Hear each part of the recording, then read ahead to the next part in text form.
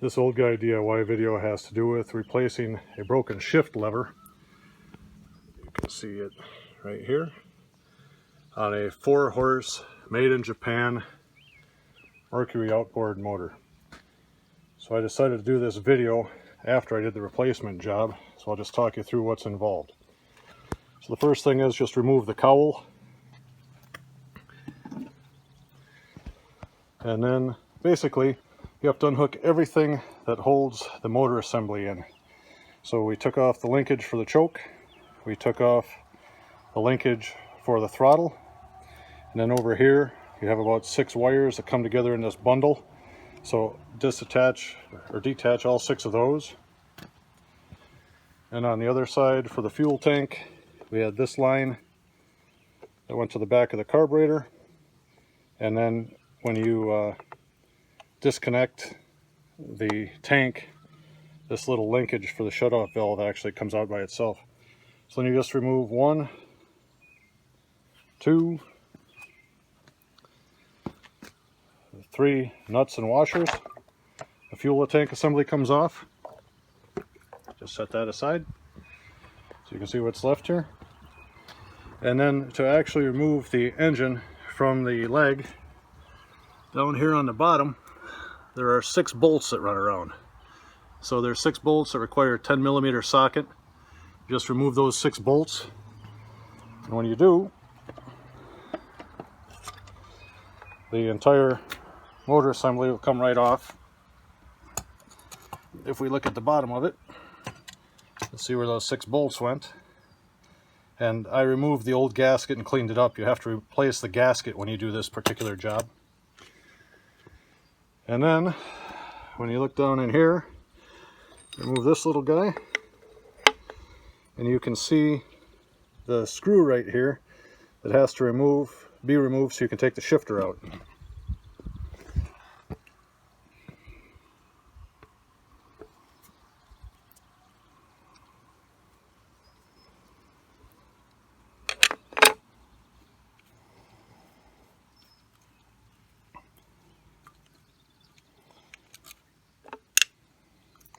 So the little shift linkage comes off.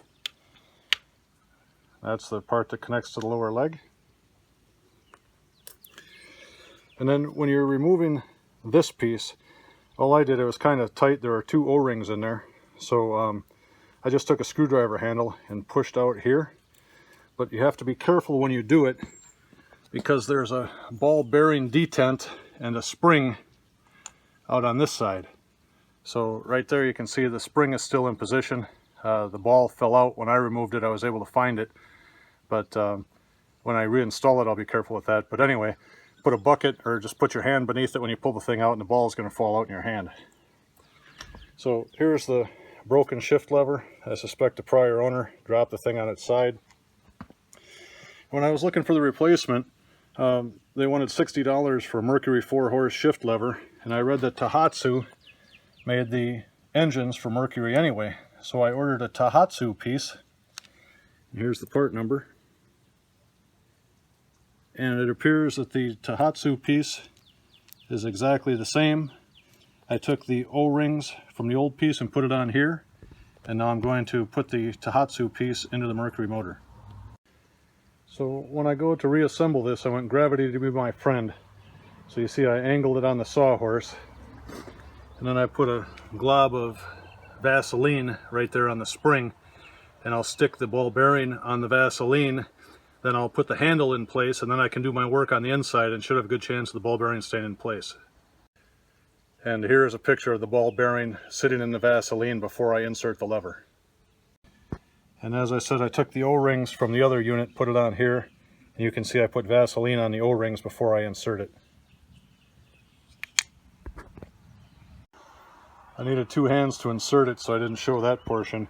But I just pushed in with my left hand out here, and then I held the screw in my hand and just started the screw in the thread here and screwed it down until it was snug.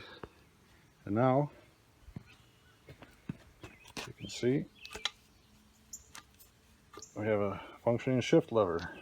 And I also lubricated the detents on the lever itself with Vaseline. So that ball basically has Vaseline on both sides of it. Now I'm ready to start the reassembly. I've cleaned up these surfaces with a razor blade, and here's the gasket that I'm using. So I'll put a little bit of gasket sealant on there, put the gasket in place, and put the engine back on. So I just laid the gasket maker on that piece of plastic the gasket came in, and all I do is apply the stuff to my finger and then smear it on there lightly. It's only filling the imperfections that are in the block. And the bottom of the block has two locating pins on it, one right here and one right there. So when you go ahead and set that in place, it goes home. So here I applied some of the gasket maker to the top of the gasket, and I'm ready to join the two pieces. Oh, and remember to install this little piece that the drive shaft goes through before you put the motor back on.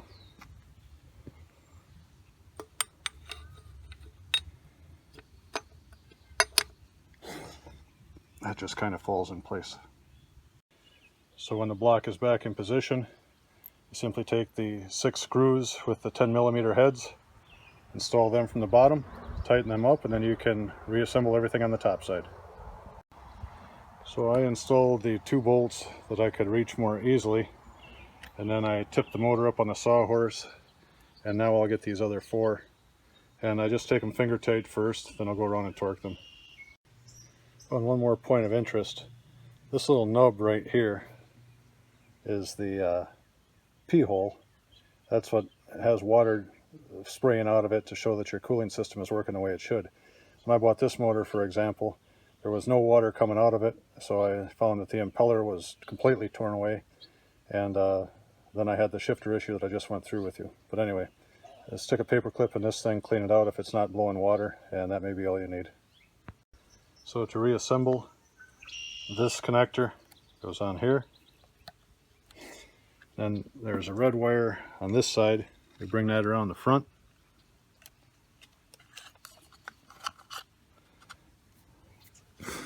Just kind of came around there. We'll plug that in, and then you can see all these things are color coded. So I just plug them into their corresponding color. And there are 2 little ground wires here that go on this bolt. So I'll go ahead and loosen that up. And when I took this apart, the ground wires were on the back between the bronze looking piece and the engine block. So anyway, I'll loosen this bolt up. I'll put those 2 behind it and tighten the bolt up again. Now I have everything back together on this side. It's just a matter of matching the colors, male to female here. When you're putting in this bolt for the ground, if you loosen this one first, then you can slide these 2 that had the crescent shaped pieces up, and I just stuck a screwdriver in there to center those things so I could put the bolt in. But loosen this one first, and then this one goes in very easily. And then over here, we just stuck the cable back through for the throttle linkage and tighten that Phillips head screwdriver. And then right here is the choke adjustment for the carburetor. So just push that off when it's time, and then when you want to put it back on, just stick the piece in the hole first, and then just pull it back forward and it's engaged. So now all I have left to do is to put the fuel tank back on. So I just set the fuel tank on the 3 mounting bolts, and then down here just follow that fuel line, connect it to the carburetor again, and then the shutoff valve is just a U-shaped piece that clips right into the other thing. There's only one way for it to go. So anyway, the fuel tank is back on. I'll put the 3 sets of flat washer, lock washer, and nuts on, and that'll be it. Now the fuel tank is back on. You see it's just a flat washer, lock washer, and a nut on each one. So that's held in place. And now we have a functional shifter. And when my impeller comes in, I can put the bottom end together, fire this thing up. That's all for this old guy DIY 4-horse Mercury made in Japan. Year unknown because I can't find the serial number. But have a nice day. And here's one more shot of the part numbers for the shift lever and the block gasket that I used. And again, that Tohatsu shift lever cost me $24 delivered to the house, and the least expensive I could find for a Mercury version of it was about 60 bucks.